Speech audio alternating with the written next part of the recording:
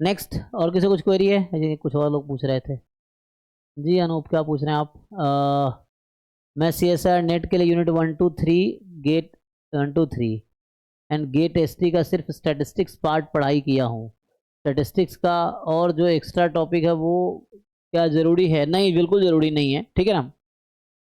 अगर आप गेट का सिलेबस अच्छा से कर लेते हो ना, तो यूनिट 4 के जो नेट में है आप अच्छा क्वेश्चन अटेम्प्ट कर पाओगे ना, क्योंकि उसमें पूरे 100%। मान लो यूनिट सी में है, अराउंड टोटल है ना, यूनिट सी में तो 60 है, 20 करने हैं आपको, तो 20 यूनिट 1 2 3 4 चारों मिला के करने हैं।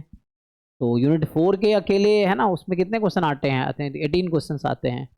18 आते हैं, आप 18 में से आप 5 6 7 8 10 कर दोगे सही, तो भी काम हो जाएगा, ठीक है ना। तो यूनिट 1 2 3 4 चारों मिला के, मैं पार्ट सी की बात कर रहा हूँ, उसमें 20 क्वेश्चन करने हैं, तो आप डिवाइड कर लो। आपने अगर चारों पार्ट पढ़े हैं तो on an average 5 5 question each से कर सकते हो आप।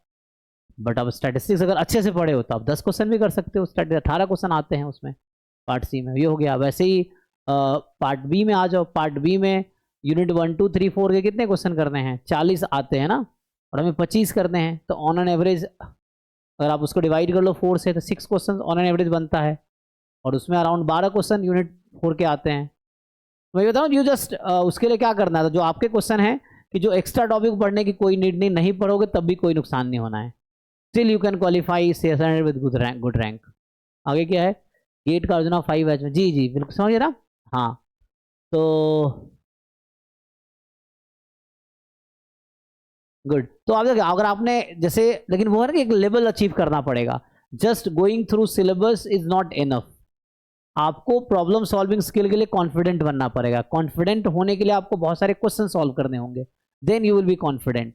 लाइक आप बहुत सारे अनसॉल्व क्वेश्चन करो और हो जाए, तो यू विल बी कॉन्फिडेंट कि हाँ you learn it and you will do in exam also. ये चीज़ें हैं, जैसे बच्चे बोल रहे हैं जो उनका जो स्ट्रेस्ड हैं, बिकॉज वो घर पे नहीं हो रहा उनसे, तो दे आर स्ट्रेस्ड, जो घर पे कर नहीं पा रहे, तो उसकी वजह यह है कि उनका लेवल भी उतना नहीं हुआ है। तो लेवल अचीव करने के लिए बहुत सारे है ना प्रॉब्लम से गुजरना पड़ता है ना। उसके लिए आप ट्राई करते हो, फेल होते हो, ट्राई करते हो, फेल होते हो, then you improve accordingly by time. तो वही चीज़ें हैं। तो आपने 1 2 3 कर लिया, नेट का स्टार्ट कर तैयारी कर लिया, सॉल्व।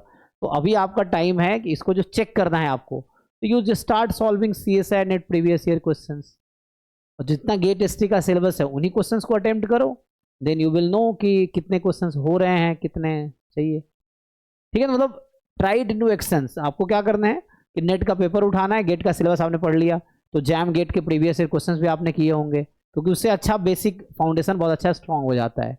एंड देन आप नेट के क्वेश्चन सॉल्व करना शुरू करो। डाउट है आप मुझसे पूछो या किसी से पूछो, ठीक है। तो आई थिंक आपका आंसर ये, कोई जरूरी जितना पढ़ा उसी पे काम करो, उतने पे ही हो जाएगा, ठीक है ना। तो वैसा है।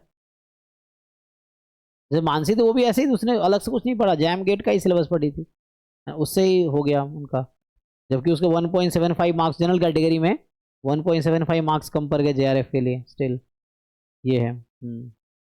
नेट में 13 रैंक आया है।